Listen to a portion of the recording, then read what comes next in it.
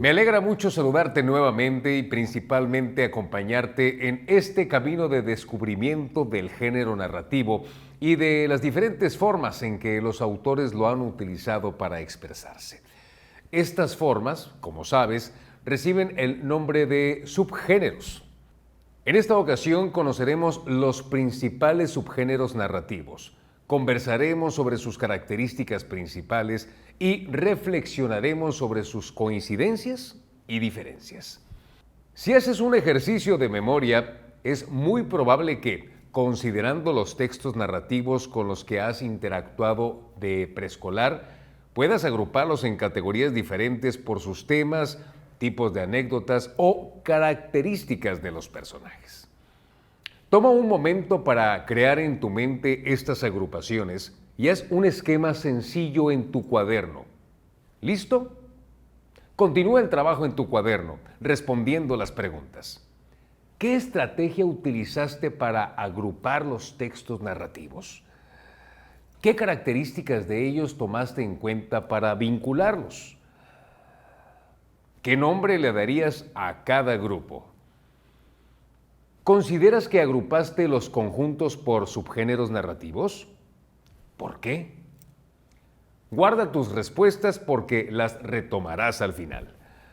El cuento y la novela, como los tipos textuales más importantes de la narrativa, han encontrado diferentes formas de expresión que se han agrupado en subgéneros, porque abordan de una forma particular los elementos de la narrativa que, como sabes, son tema, anécdota, tiempo, lugar, trama, narrador, personajes, ambiente y, en ocasiones, el contexto social. En este punto es importante decirte que no hay una clasificación única y válida para los subgéneros. Diferentes expertos los ubican, caracterizan y en ocasiones nombran de forma distinta. Nosotros nos ocuparemos de la que es mayormente aceptada y difundida. Conozcamos más de los subgéneros. Toma nota de las ideas que consideres más relevantes de cada uno, pues las utilizarás más adelante. El género fantástico puede ocuparse de cualquier tema y tiene dos principales vertientes. En la primera, la anécdota, el tiempo, lugar y personajes construyen historias en espacios, momentos y con acciones y situaciones protagonizadas por seres inexistentes en el mundo real. En la segunda, un hecho fantástico rompe la cotidianidad de la historia que sucede en el mundo real y puede transformar uno o varios elementos de los textos narrativos, por ejemplo, a los personajes, el tiempo o el lugar. De los textos que has leído, ¿cuáles se inscribirían en el subgénero fantástico? ¿Te gusta este tipo de textos? Seguramente te has encontrado con textos donde, por ejemplo, los personajes son mitad humanos y mitad robots, o donde se utiliza la clonación para crear granjas humanas para producir refacciones para personas idénticas. Pues bien, ese tipo de textos pertenecen al subgénero ciencia ficción. Se caracteriza porque se centra en temas y anécdotas vinculados con la ciencia y la tecnología y en ambientes, anécdotas y personajes posibles gracias a los avances y desarrollo en estos campos, así como en su impacto en la vida de los seres de la Tierra. En cuanto al tiempo, suele ubicarse en el futuro, mientras que el lugar puede ser este u otro planeta. ¿Has leído algún texto de ciencia ficción, visto una película o serie? ¿Qué opinión tienes sobre este subgénero? ¿Cómo crees que se llama el género donde el protagonista suele ser un personaje intrépido que no le teme a nada? Te doy más pistas. Este subgénero se caracteriza también porque narra las acciones, peripecias y hazañas del personaje que generalmente emprende un camino con una resolución, para él, imprevisible. El tema puede ser cualquiera, pero la anécdota se centra en el personaje y los peligros o retos que necesita superar. Cuenta con uno o más antagonistas que tratan de impedir el logro de su misión. El lugar puede ser cualquiera, pero la trama y el tiempo suelen correr cronológicamente. ¿Ya lo tienes?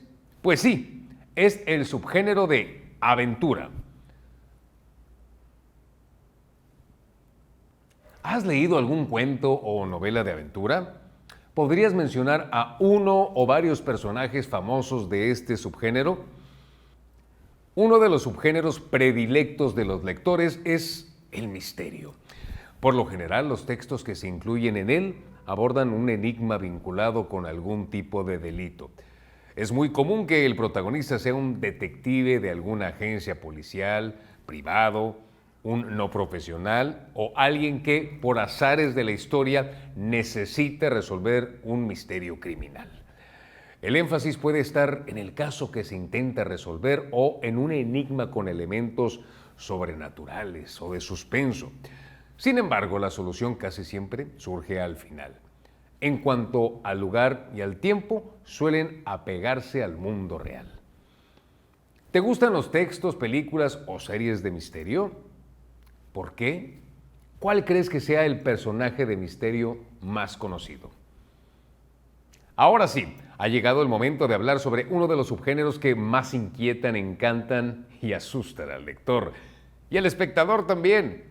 ¿Sabes a cuál me refiero? Al terror, por supuesto. Este subgénero tiene el propósito principal de provocar el miedo del lector utilizando para ello diferentes recursos como hechos sobrenaturales o catastróficos y o personajes macabros o espeluznantes. Los temas pueden ser diversos y no hay reglas en cuanto al lugar y el tiempo, es decir, pueden suceder en cualquier espacio y momento. ¿Qué historia de terror es tu favorita? ¿Qué personaje de este subgénero te ha puesto los pelos de punta? ¿Por qué? El subgénero histórico se construye con base en hechos históricos reales, por lo que el tema tiene que ver necesariamente con un personaje, hecho, proceso o periodo del pasado. La anécdota puede sustentarse en algo real, pero también en una construcción imaginaria del autor. En cuanto al lugar y el tiempo, suelen situarse en el tiempo y espacio en que sucedieron los hechos, aunque se permite lo mismo que en la construcción de los personajes, incluir elementos de ficción, es decir, imaginarios. ¿Ubicas algún texto que pertenezca al subgénero histórico? ¿Sobre qué personaje, hecho, proceso o periodo de la historia de México o del mundo te gustaría leer un cuento o novela? ¿Por qué te resulta interesante? Es posible mencionar otros subgéneros como el biográfico, que se caracteriza por abordar diferentes aspectos de la vida de un personaje, que puede ser el autor u otro, y mezcla elementos de la realidad con elementos de ficción, guardando similitudes con el tratamiento de tema, tiempo, lugar, anécdota y personajes con el subgénero histórico. El subgénero picaresco, por su parte, se centra en la vida de truanes, mafiosos y vagabundos que se involucran en situaciones de las que siempre salen airosos. Y en el subgénero de humor, la ironía, el sarcasmo, la sátira y la comedia son el medio para abordar la realidad. ¿Has leído títulos que pertenezcan a cualquiera de estos subgéneros? ¿Te han gustado? ¿Por qué? Pues hasta aquí lo relacionado con los subgéneros narrativos. ¿Los conocías todos? Espero que esa información te haya permitido clarificar dudas y ampliar tu mirada sobre las características de los textos narrativos. Date un respiro, deja la pluma y la libreta y ve a la cocina por un vaso con agua, regresa conmigo, bebe un poco. Muy bien. Permanece de pie. Abre ligeramente las piernas y estira los brazos como si quisieras alcanzar el techo. Permanece allí un momento. Baja los brazos, párate normalmente y haz conmigo 3 respiraciones profundas. Inhala, retén, exhala. Inhala, retén, exhala. Inhala, retén, exhala. Da otro trago de agua y continuemos. Es momento de poner en juego lo aprendido. Utiliza las notas que tomaste sobre cada subgénero narrativo y elabora un esquema. Puede ser uno como el del ejemplo o, mejor aún, crea un modelo especial. Retoma las preguntas que respondiste al inicio de la clase. ¿Los nombres que diste a los conjuntos fueron similares a los que trabajaste de los subgéneros narrativos? ¿Qué sabías sobre subgéneros al inicio? ¿Qué aprendiste en el trayecto? ¿Cómo pueden ayudarte estos saberes? Por ejemplo, al elegir textos para leer por placer. Gracias por el trabajo, empeño y dedicación que has puesto en esta clase. Esperamos que lo que vivimos te sea de mucha utilidad en el estudio, pero también en tu vida cotidiana.